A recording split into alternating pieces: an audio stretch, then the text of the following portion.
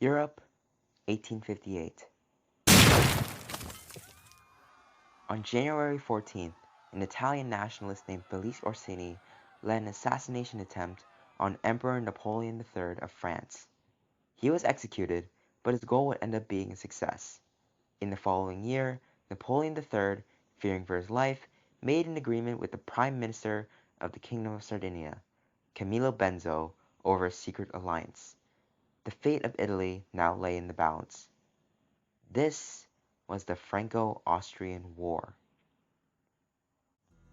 Italy, the ruins of a bygone empire. Ever since the Visigoths sacked Rome in the 5th century AD, and then later the Lombards in the 6th century AD, Italy had been a fractured state, facing its highs and its lows as separate kingdoms. And by the 19th century, that hasn't really changed. But now, 1,000 years after the fall of Rome, King Victor Emmanuel II and Prime Minister Camillo Benso wanted to do something about it. And following the assassination attempt on Napoleon III, the two agreed on a secret alliance against Austria. Their hopes were to conquer the kingdom of Lombardy-Venetia, an Austrian puppet kingdom. The Sardinians tried to take it in 1848, but it only led to a heavy defeat. Now, with the combined Franco-Sardinian alliance, they could win that territory. By March, Sardinian soldiers stationed themselves near the Lombardy border. Seeing this, the Austrians sent an ultimatum to call off the mobilization. This ultimatum was ignored, and on April 26, 1859, Austria declared war on Sardinia. 1 week later, France declared war on Austria. The Franco-Austrian War, the second war of Italian independence, had begun. When the Austrians crossed into Sardinian land, they only had one goal in mind: Turin, Sardinia's capital city. If they could rapidly advance towards Turin, they would surely win. And it can't be that hard, right? It was only 90 miles away from Milan. That's shorter than the distance between DC and Richmond. As for France and Sardinia, the war didn't start out too great for them. Not even a week into the war, and the Austrians got some territory. And now they had to defend Turin. They decided to station troops in Alessandria and Casale Monferrato. Not only would they be able to defend Turin, but they would also make sure the Austrians never got to the port city of Genoa, the port where French soldiers landed.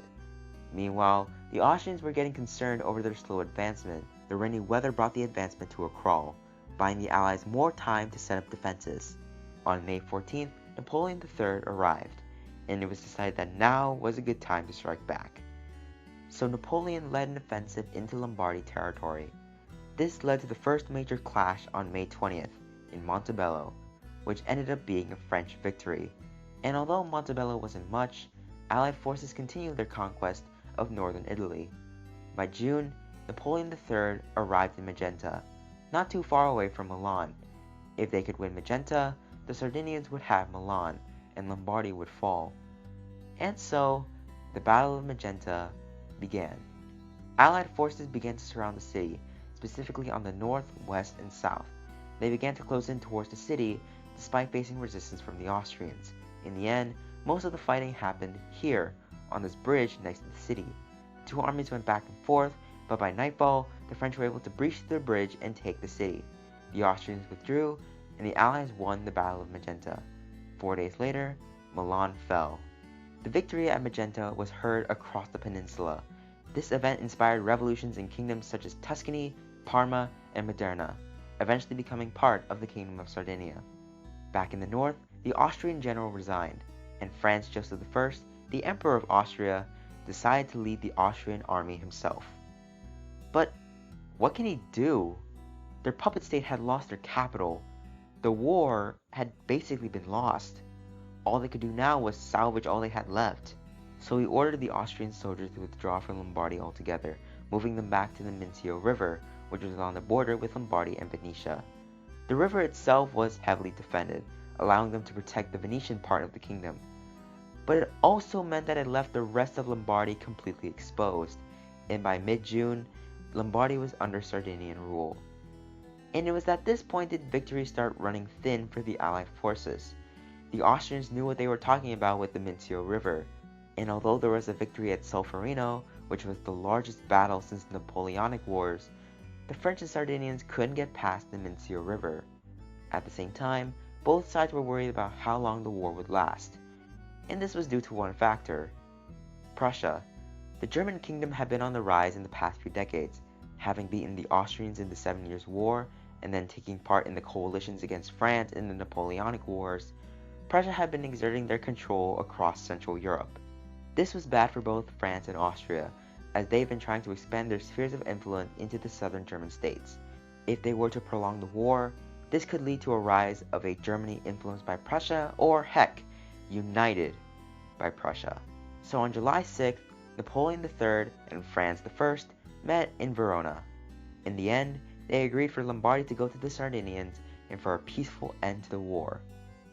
This did not sit well with the Sardinians, who weren't even informed of this agreement. They wanted to continue fighting, but after being pressured by France and Austria, they relented. The Franco-Austrian War was over. Lombardy would go to Sardinia, and in exchange, Savoy and Nice would go to France. This act later enraged one Giuseppe Garibaldi, which eventually led to his expedition into southern Italy to retake it for the Sardinians. The kingdom of the two Sicilies would later fall to Garibaldi's men, and the Papal States, or at least some of them, would also join Sardinia. And in 1861, 2 years after the war ended, the Kingdom of Sardinia reorganized into the Kingdom of Italy, uniting most of the peninsula. As for France and Austria, even with the war coming to an end after 9 weeks, the war had weakened influence in southern Germany.